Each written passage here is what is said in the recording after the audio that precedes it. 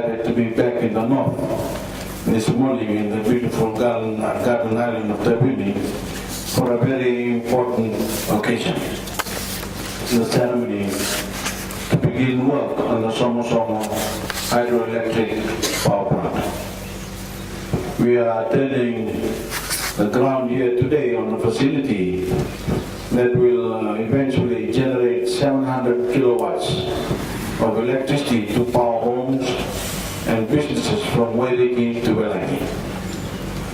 Somosomo will literally be the hydroelectric powerhouse for a large part of Tabuni. And I can assure you that it is only a matter of time before the same benefits flow to other communities on the island. In the 2007 census, 85% of Fijians had some form of access to electricity.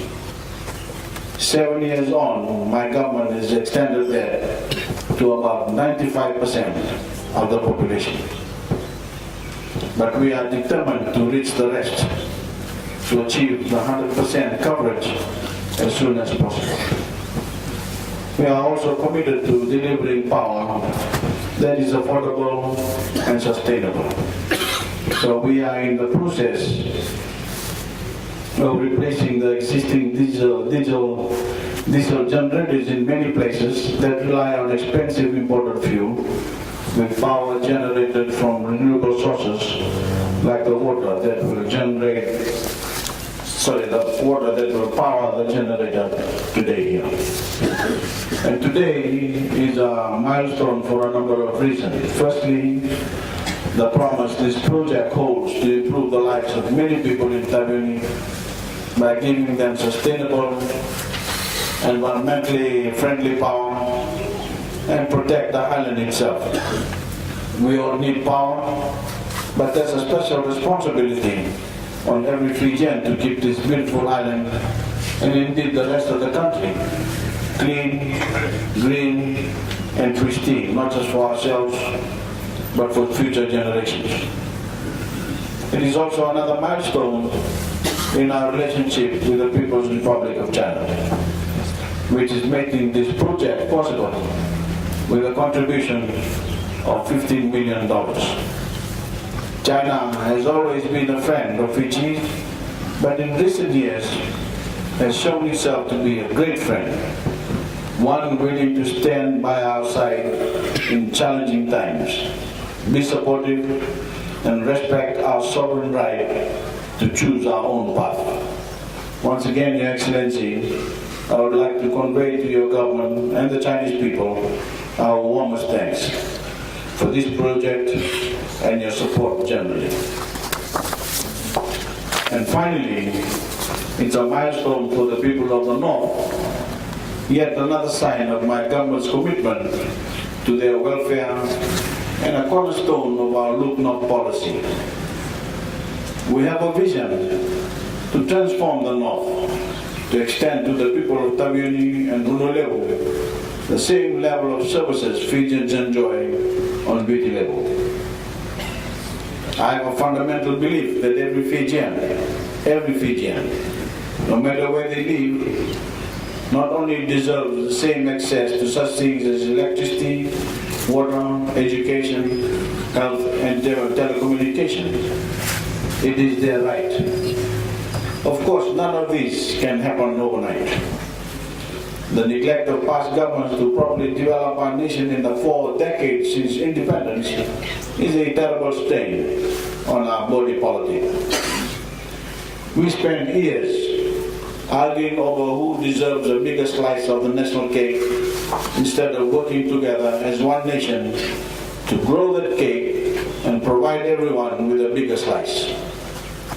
Instead of promoting unity, politicians of the past promoted division. Instead of thinking of providing opportunities to every Fijian, politicians of the past were obsessed with merely conferring benefits on themselves and their own kind. And unfortunately for us, it is still happening.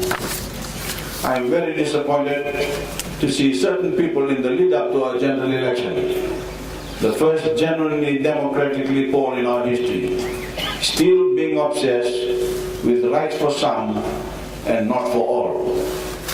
These people are still trying to press the same old buttons to instill fear in ordinary people about imagined threats that simply don't exist. We all know what they are. The supposed threat to Itaukei land, the supposed threat to Christianity, the supposed threat to the educational opportunities of the Itaukei. None of them are legitimate. None of them are true. But against all the evidence, these people keep spreading lies and rumors as if they were facts. I want to make an appeal today to ordinary Fijians to carefully look at the truth of what people are saying, to examine the evidence, examine the facts, before they accept what some unscrupulous people are telling them to try to get their vote. Don't just ask yourself if what they're saying is true. Go and find out for yourself. Read our Constitution, which has been translated for the first time into Itaukei and Fijian and Fiji Hindi. Itaukei and Fiji Hindi. What does it say about the protection of Itaukei land? What does it say about the secular state? What does it say about access to education? And when you do, you will soon realize that there is a deliberate attempt taking place to frighten you when there's no need to be frightened. The supreme law of our nation protects you, just as it protects every Fijian.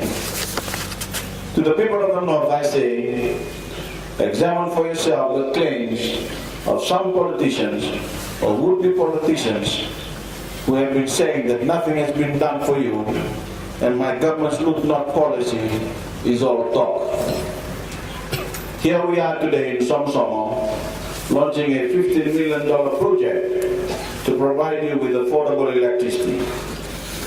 That is not just talk. We're spending $228 million to build an all-weather highway from Nambowalu, the western gateway to Honolulu, to Nduketi, and all the way to Lambasa. It is opening up the north, cutting traveling times, making it easier to move people and goods, and opening up economic opportunities previous generations could only dream of. That is not just talk. Thousands of ordinary Fijians in the north have benefited from government training programs. Thousands have been given help to start their own ventures and businesses. Thousands have been given the opportunity to build new homes or have their cyclone-damaged homes repaired. That is not just talk. The sugar industry in the north is being expanded. Land is being reclaimed for growing cane, and we intend to crush 1 million tons of sugar cane a year in Lambasa by 2020. Here in Taveuni, 20,000 coconut growers stand to benefit from our program to revitalize the copra industry, to replace NR trees with younger ones that have higher yields. And for the first time, Fiji is selling virgin coconut oil in Korea at $13 a bottle, a new export industry that promises to transform the lives of many people in the north. That is not just talk. It is genuine achievement, real progress to benefit every Fijian in the north, and in the case of our export industries, the economic welfare of every person in the country. And it has happened under my government, which does not make false promises, but delivers. Don't judge me on my words when it comes to making a decision and making your choice on September 17th. Judge me on my actions. And the record shows that I have delivered better services in the north, better services for every Fijian, and will continue to do so if you put your trust in me to continue the reforms that have made these achievements possible. My government's record is one of service to the Fijian people. Something I fundamentally believe comes before all else. I'm here to serve. I want every Fijian to speak. Excuse me. I want every Fijian to ask themselves, who do these other politicians serve? Our needs or theirs? Ask yourself, why do they lie when the evidence is there that what they say is not true? I have my own answer to that.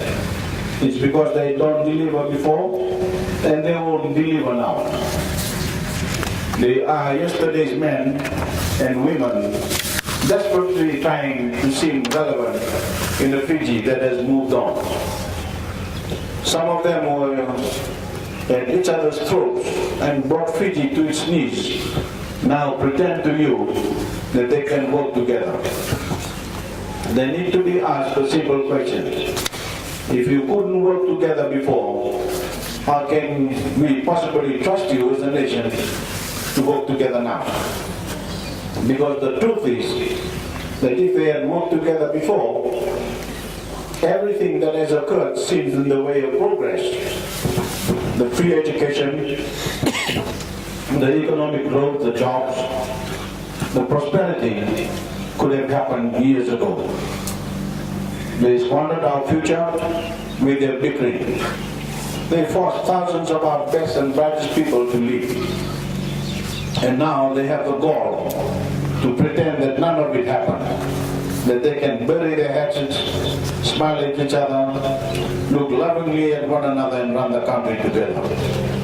Believe me, it is not going to happen. Nor will their newfound friendship last. These people are treating the electoral like fools, and I believe that when they face the judgment of the Fijian people, they will be rejected. I happen to believe in the essential common sense and decency of the Fijian people, whoever they are and wherever they come from. They know that talk is cheap, but real achievement requires unity and hard work. They know that the divisions of the past have held us back and prevented us from fulfilling our destiny as the preeminent Pacific nation. They know that only by moving forward together and everyone putting Fiji first can our nation never achieve greatness and better lives for our children and the generations to come. Your Excellency, ladies and gentlemen, this wonderful project in Somosomo embodies my government vision for the future of the North and on every Fijian. That future rests on being smart, on harnessing the latest technology to provide our energy needs and reject anything that threatens the sustainable development of our beautiful island home. This is a huge step towards creating cleaner, greener, and more sustainable energy for the people of Taveuni. And with those words, I have great pleasure in breaking ground to commence work on the Somosomo hydroelectric power project. Nagoli.